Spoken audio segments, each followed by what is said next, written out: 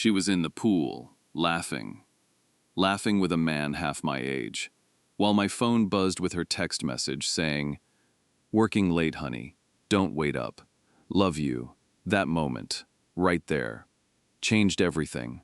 Not because I screamed, not because I cried, but because I smiled. And what I did next with a simple brown envelope destroyed their entire plan.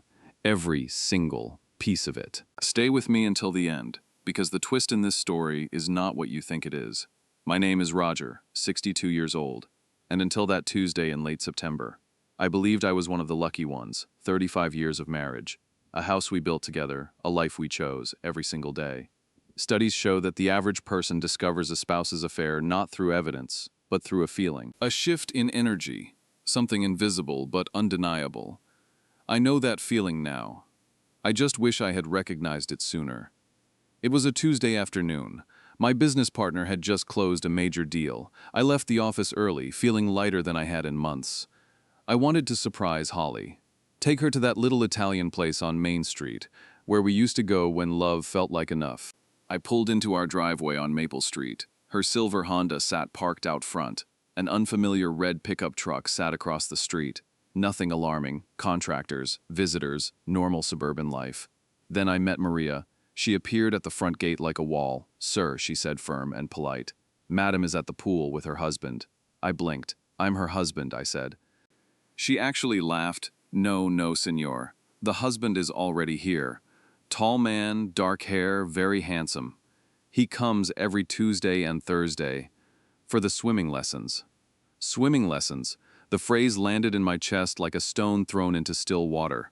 Holly had mentioned a personal trainer weeks ago. She said she wanted to get back in shape. I had encouraged it. I was proud of her. I was such a fool. I walked around to the side of the house. There was a small gap in the wooden fence boards, warped from years of weather. I had been meaning to fix it. I never fixed it. I pressed my eye to that gap, and what I saw, I will carry for the rest of my life. Holly, in a red bikini I had never seen before, laughing the way she used to laugh when we were young, hair styled differently, skin glowing, alive in a way I had not seen in years. And him, Jake Morrison, 28 years old, 6 feet of calculated predation wrapped in muscle and charm. They kissed, not the casual kiss of two people who've grown comfortable, the deep, hungry kind. The kind that tells you this has been going on for a very long time. Research on infidelity psychology reveals something chilling. When a betraying spouse begins an affair, they often experience what experts call romantic rebirth. They appear happier, more energetic, more alive, and the loyal spouse mistakes it for personal growth. That was exactly what I had done. I stepped away from the fence. My hands were shaking, my legs were weak, but my mind was perfectly, terrifyingly clear. I got back in my car and drove away without a word. 3 blocks from home, Holly's text arrived. "Working late at the gym again. Don't wait up. Love you." She sent me that message, while Jake's hands were still wet from touching her. And that is the moment I stopped being a grieving husband and started being a man with a plan. I did not confront her. I did not scream. I did not beg. The next morning, I hired a private investigator named David Chen, $3,000 for what he called a comprehensive matrimonial investigation. 3 days later, David slid a manila folder across a coffee shop table, and my world collapsed a second time. Holly had been seeing Jake for 4 months. It started in June. Within 2 weeks, it became physical. They met at hotels across town, at restaurants far enough away that no one would recognize them, at our home while I was at the office believing my wife was taking care of her health. She had spent $8,000 on this affair. Hotels, dinners, gifts for him, paid from a credit card I didn't know existed. But that wasn't the part that made my blood run cold. David leaned forward and lowered his voice. "Mr. Holloway, she's been telling him about your retirement accounts, your life insurance policy, the value of your home." He paused. "She's also been telling him you've been talking about updating your will." There's a documented pattern that investigators and forensic accountants call financial grooming before spousal fraud. It happens more often than the public realizes. One partner quietly surveys assets while the other remains completely unaware. I was being surveyed like a piece of real estate. David pulled out another photograph. Holly and Jake standing outside a law firm. Holly and Jake meeting a man who looked nothing like a financial advisor. His name was Tommy Ricci, a man with a long, quiet history of insurance fraud and suspicious death claims. David looked at me with 15 years of professional exhaustion in his eyes. When a spouse begins discussing life insurance payouts and accidental death exclusions with an outside party, it usually means one of two things. He didn't finish the sentence. He didn't have to. My wife wasn't planning to divorce me.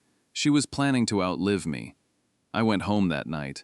Holly kissed my cheek at the door, said her training session had been wonderful, said she was thinking about increasing her sessions to 3 times a week. Whatever makes you happy, I told her.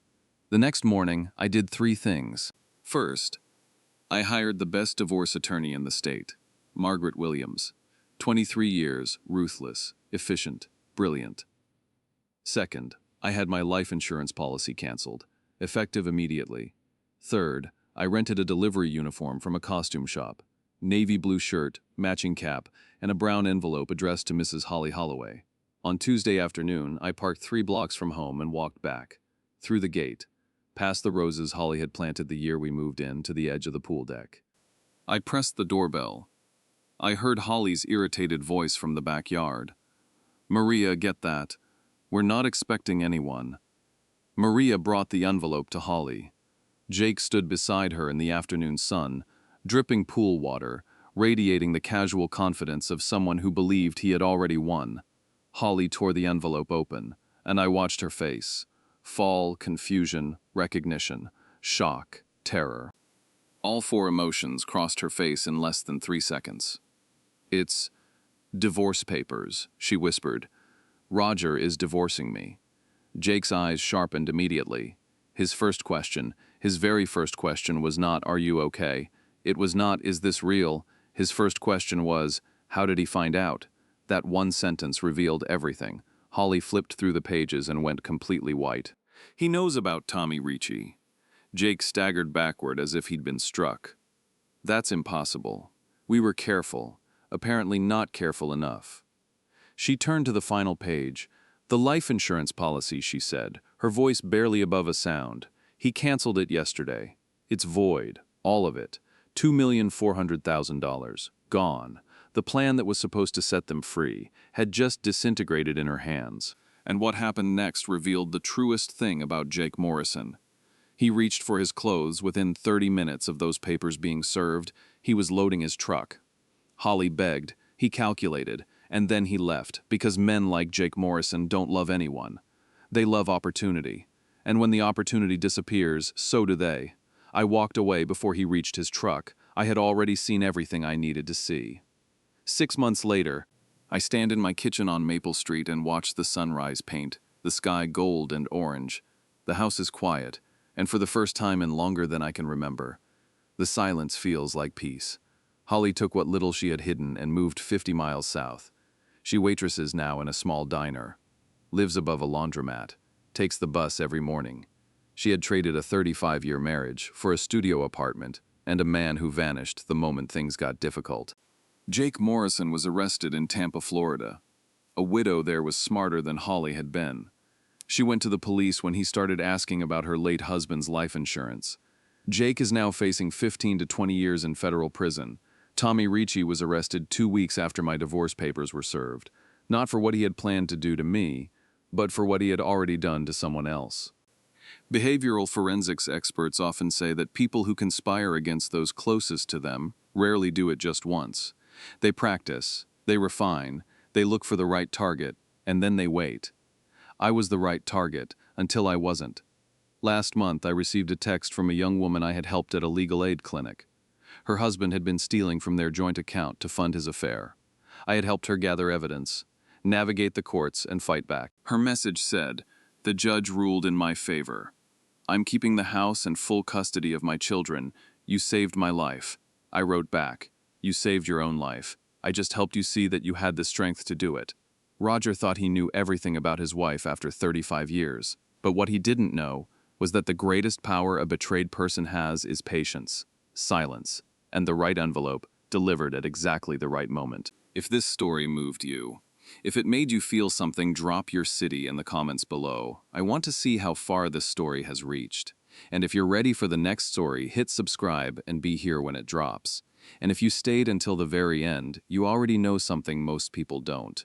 The truth always arrives, sometimes late, sometimes quietly. But it always arrives. I'll see you in the next one.